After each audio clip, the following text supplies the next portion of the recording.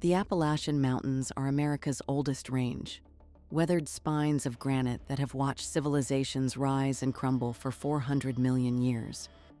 The mountains keep secrets in their hollows, the way old houses keep ghosts in their walls.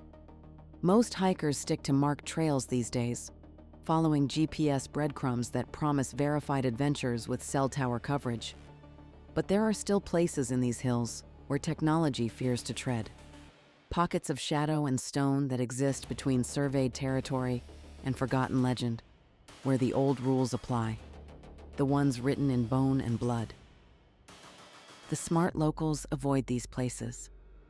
They've learned that some hungers have been waiting in the dark far longer than human memory, patient as stones and twice as permanent. The hollows remember everything, every scream, every prayer, every last breath drawn in desperate solitude. And sometimes, when the moon is dark and the wind carries just the right note of loneliness, they sing them back to the world above. This is the story of a hollow that learned to cry, and the price paid by those who came to listen.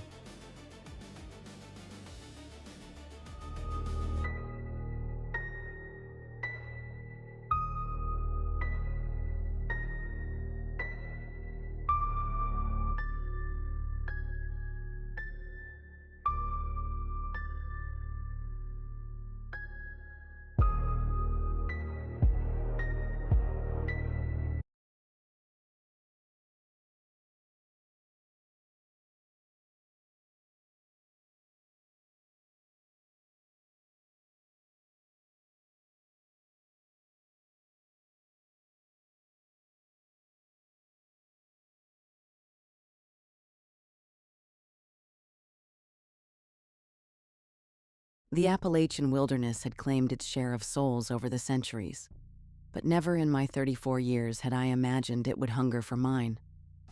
I'd been hiking the backcountry since my discharge from the Marines. 3 tours in Afghanistan had taught me the value of solitude, real solitude, not the manufactured kind sold to weekend warriors with their titanium cookware and ultralight gear.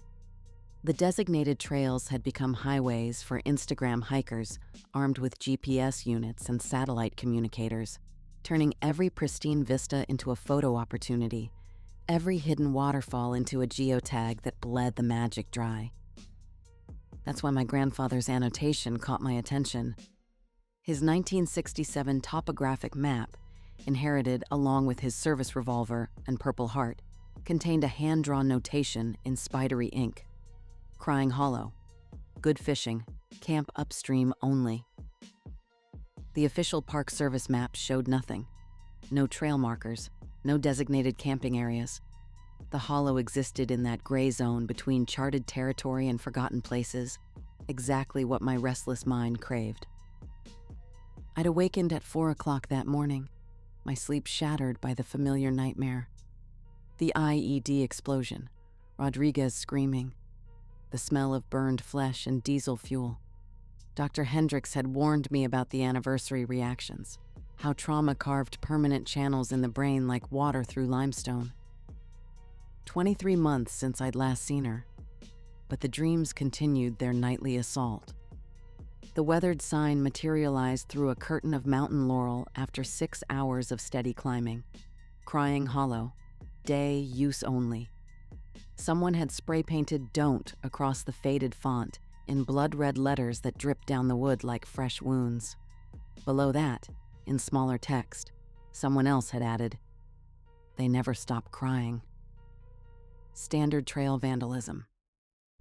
Every remote location attracted its share of urban legends and manufactured ghost stories. I adjusted my pack's shoulder straps and pushed deeper into the hollow, following what remained of an old deer path. The trail descended through a tunnel of rhododendron so dense it blocked the afternoon sun. Branches scraped against my jacket with sounds like fingernails on coffin wood.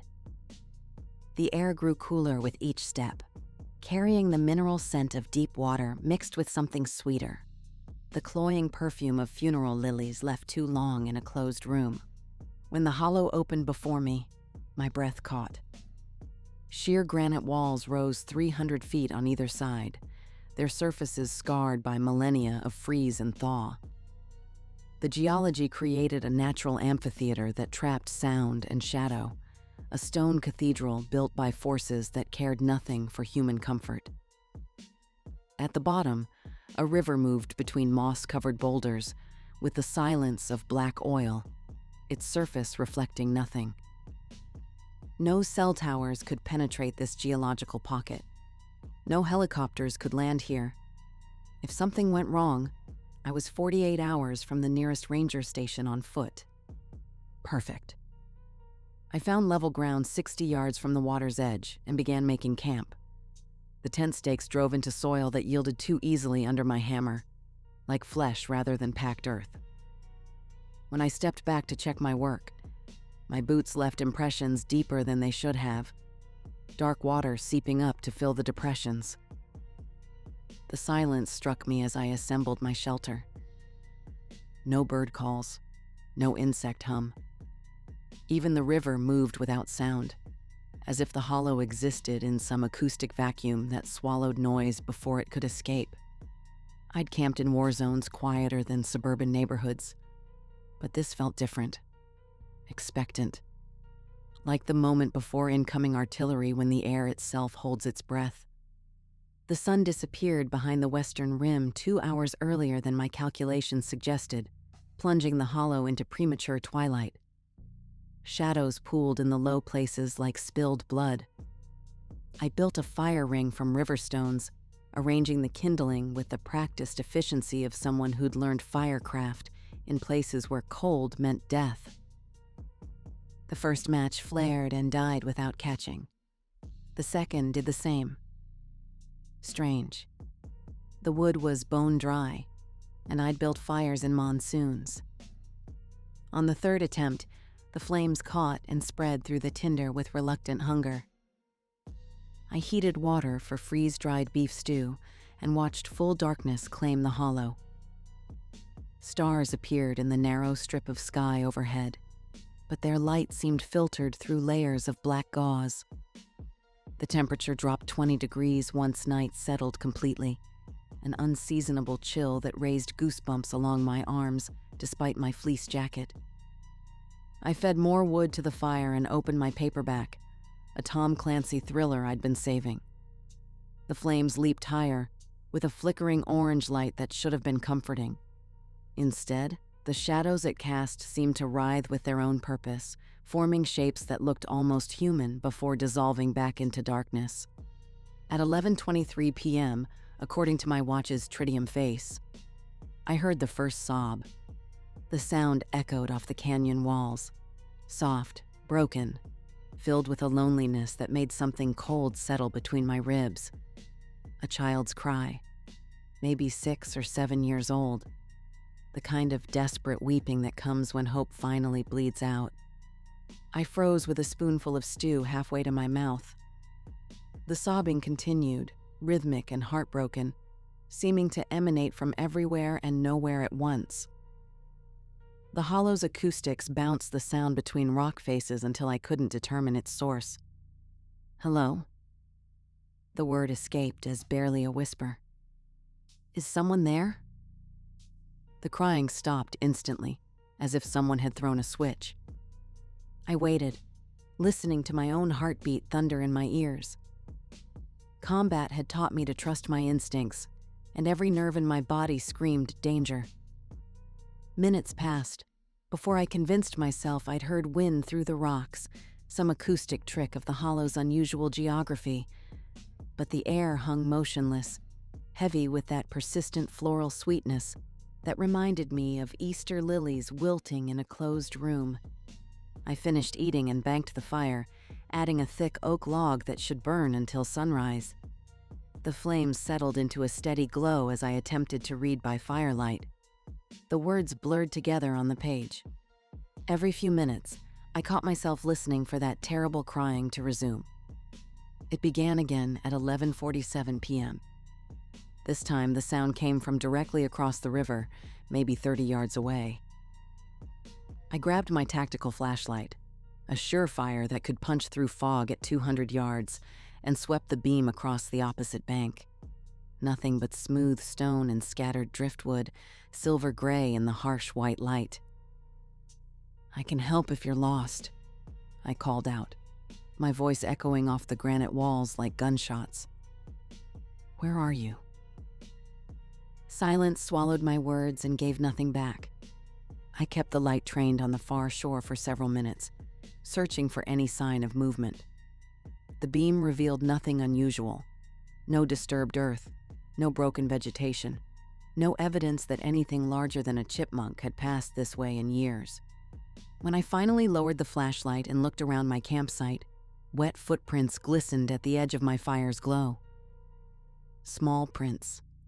A child's bare feet, the toes clearly defined in the damp earth. They formed a perfect circle around my tent, each impression still beaded with fresh water as if someone had walked through seconds before. My blood turned to ice water. Those prints hadn't been there when I'd banked the fire 10 minutes earlier. I would have noticed. I always checked my perimeter before settling in, a habit developed in places where carelessness meant body bags. "Show yourself," I said, rising to my feet. My hand moved instinctively toward the Beretta M9 holstered beneath my jacket. Old habits. This isn't a game. The beam revealed nothing beyond the normal geometry of rocks and river, but the footprints remained, dark and wet against the dry earth, forming their impossible circle around my campsite, like some ritual boundary I'd unknowingly violated.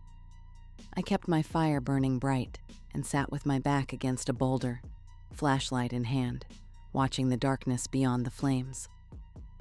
Every shadow seemed to pulse with hidden movement. Every sound, the pop of burning wood, the distant whisper of wind through the hollow, made my nerves jump like live wires. At midnight exactly, the fire died. Not guttered down to coals or faded gradually. It went out like someone had doused it with liquid nitrogen. Darkness rushed in like a living thing, absolute and suffocating. I clicked on my headlamp, the LED beam cutting through a blackness that seemed almost solid. The light revealed nothing but gray ash where orange flames had danced moments before. Steam rose from the dead coals in ghostly tendrils, carrying the acrid smell of wet charcoal and something else.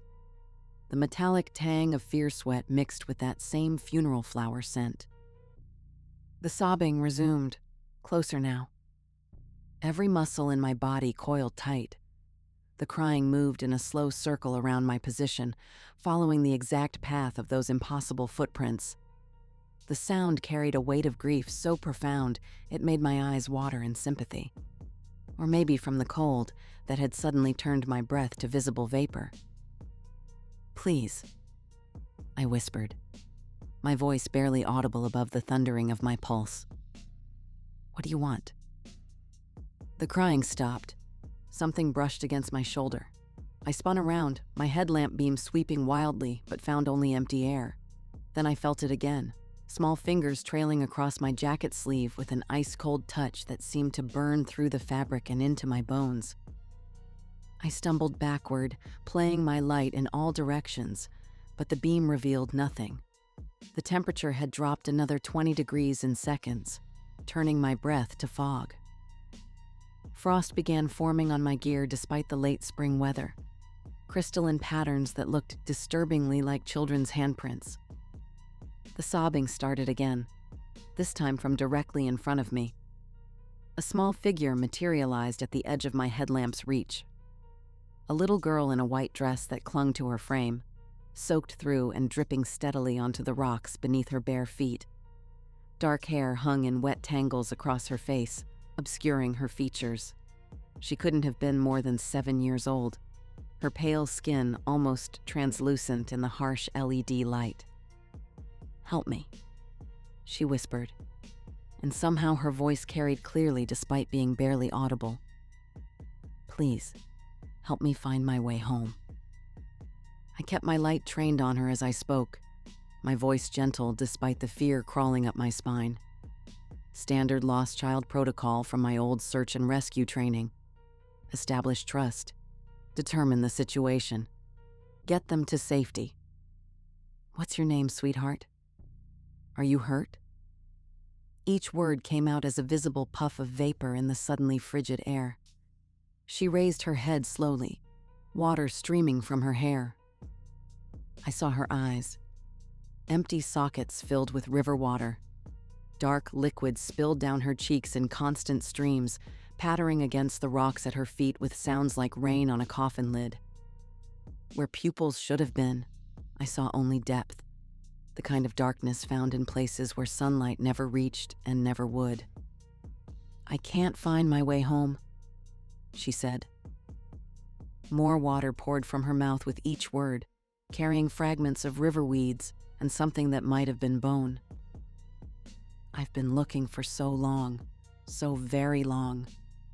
Every instinct screamed at me to run, but something stronger than fear held me frozen, the same compulsion that had made me try to save Rodriguez, even when half his body was scattered across the desert sand. "Where do you live? What happened to you?" Standard questions, but my voice shook despite my training. She smiled then, and her face began to change. The childish features stretched and twisted, elongating into something that had never drawn breath in any maternity ward. Her mouth opened impossibly wide, revealing rows of needle teeth arranged in concentric circles like a lamprey's maw.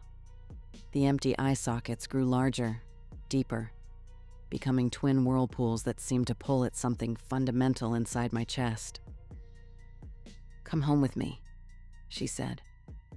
"Come down where it's quiet, where it's always dark, where no one ever has to leave again." I stumbled backward, but my feet moved through thick mud now instead of solid ground. The riverbank had become a sucking marsh that trapped my boots and pulled me forward with each panicked step. The thing that had been a little girl reached out with arms that stretched like rubber, the fingers extending into pale tentacles that wrapped around my wrists. Her touch burned with a cold that went beyond mere temperature, a cold that froze marrow and stopped hearts. I felt my core temperature dropping with each second of contact, could sense my blood beginning to crystallize in my veins like antifreeze in a broken engine. "Don't be afraid," she whispered as she pulled me toward the black water. "Everyone cries at first, but then they learn to sing with me, forever and ever, in the dark places under the rocks where the current never stops." I tried to draw my sidearm, but my fingers wouldn't respond. The cold had turned my hands into useless clubs of flesh and bone. I screamed as we hit the water together, but the sound cut off as liquid rushed into my lungs. Not the clean taste of mountain streams, but something thick and bitter, like drinking dissolved sorrow. The river closed over my head like a black door slamming shut, sealing me away from light and air and any hope of rescue. Down we went, past submerged logs and scattered bones, into depths that shouldn't exist in such a shallow stream. The water grew colder and darker with each fathom, until no trace of surface light remained. Pressure built in my ears as we descended through layers of thermal stratification that belonged in ocean trenches, not mountain streams. Other shapes moved in that underwater darkness, children who had wandered too close to the hollow over decades, maybe centuries, all of them floating in the black depths like specimens in formaldehyde, their mouths open in silent songs of sorrow. Their eyes had been replaced by the same dark water that filled the sockets of my captor, giving them the blind stare of cavefish adapted to eternal night. I fought against the current with the desperation of a drowning man, but the water held me down with impossible strength. My lungs burned for air that would never come again. Consciousness faded as the dark water filled every space inside my body, replacing my blood with river mud and crushing pressure. The last thing I saw before the darkness took me was my reflection in those terrible water-filled sockets, my face pale and blue, another soul claimed by Crying Hollow's liquid graveyard. Another voice to join the chorus of the drowned. But death, I discovered, was not an ending in Crying Hollow. It was a recruitment. I opened my eyes, if they could still be called eyes, in the underwater darkness and saw the truth. The little girl who had pulled me down was not the hollow's only inhabitant. Dozens of children floated in the depths, some so old their bones showed through translucent skin. They had all arrived the same way, drawn by solitude, trapped by curiosity, claimed by the hollow's ancient hunger. "Welcome home," the little girl whispered, her voice carrying clearly through the water. "Now you can help me find the others. The lonely ones, the ones who come seeking silence." I tried to scream, but only bubbles emerged from my mouth. My body no longer needed air. The river had replaced my blood with its own dark essence, had filled my lungs with a liquid shadow that somehow sustained whatever I had become. I was part of the hollow now, bound to its depths and its endless, patient hunger. Time passed differently in the underwater darkness. Days blended into weeks, into months. I learned to move through the black water with the fluid grace of something born to swim rather than walk. My skin grew pale and soft, my fingers elongating into something better suited for grasping, panicked hikers. And I learned to cry. The sound started deep in what remained of my chest, building until it emerged as the heartbroken sob of a lost child. Together, we sang our songs of sorrow, dozens of voices harmonizing in frequencies that traveled through rock and earth to reach the surface world. Our music called to the lonely ones, the seekers, the hikers who thought they wanted true solitude. We gave them exactly what they sought. Each new arrival brought fresh tears to our underwater choir. Businessmen fleeing failed marriages, college students running from academic pressure, veterans seeking peace from memories that wouldn't die. They came to Crying Hollow looking for silence, and we offered them eternity wrapped in liquid darkness. The hollow fed on loneliness, I realized. It had been doing so for centuries, maybe longer. Each generation of the lost found their way to these granite walls, drawn by something deeper than mere chance. The place called to damaged souls the way flowers called to bees, a symbiotic relationship that ensured the hollow's survival and our continued company in the depths. Some part of me fought against this new existence, clinging to memories of sunlight and warm air, of Rodriguez's laughter and my grandfather's weathered hands teaching me to tie fishing knots. But the river's embrace was stronger than memory, and gradually that resistance dissolved like sugar in acid rain. I became what the hollow needed me to be, another voice in the choir, another pair of reaching hands to welcome new arrivals to their eternal home. 3 months after my transformation, I felt the familiar vibration through the water that meant someone new had entered the hollow. A hiker, young and alone, drawn by the same promise of solitude that had claimed me. I swam upward through the darkness, following the little girl's lead, ready to play my part in the ancient ritual. The cycle continued. The hollow sang its songs of sorrow, and the lonely answered its call. 5 days later, search and rescue teams found an abandoned campsite by the river. The hiker's gear lay scattered across the rocky ground, tent, sleeping bag, and backpack arranged as if he'd simply vanished mid-task. His sleeping bag still held the impression of a body. His coffee cup sat half full beside the cold fire ring. Strange, wet footprints circled the campsite, but the searchers attributed them to morning dew and their own contamination of the scene. The official report listed him as missing, presumed drowned. They dragged the river with sonar equipment, but never found a body. The water measured 8 feet at its deepest point, hardly enough to conceal a corpse, even accounting for current and seasonal flow variations. But local hikers know better than to camp in Crying Hollow now. They've learned to recognize the warning signs, the spray-painted messages on trail markers, The absolute silence that settles over the hollow like a burial shroud. The way campfires die at midnight, regardless of how much fuel they contain. Smart hikers turn back when they see the weathered sign, heeding its vandalized warning. Others, driven by curiosity or the modern compulsion to document every experience, push deeper into the hollow despite the warnings. They set up their cameras and their satellite communicators, confident that technology can protect them from whatever local superstition fears. They learn too late that some hungers are older than satellites, deeper than cell tower coverage. The hollow continues to sing its songs in the darkness, voices carrying up from depths that exist beyond the reach of sonar. We cry together in the deep places where the current never stops and the sun never shines. The little girl who died long ago, the Marine who tried to help her, and all the others who sought solitude and found something far more permanent. Forever and ever, a world without end. And still the lonely come, drawn by promises of peace they'll never find. The hollow feeds and the choir grows, and somewhere in the darkness beneath crying hollow's black water, new voices learn to sing songs of sorrow that will echo through eternity. The granite walls remember every scream. The river remembers every soul.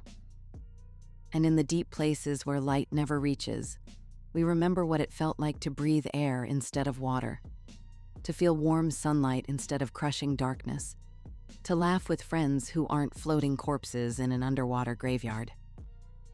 But memory fades, like everything else in Crying Hollow. Except the hunger. The hunger never fades.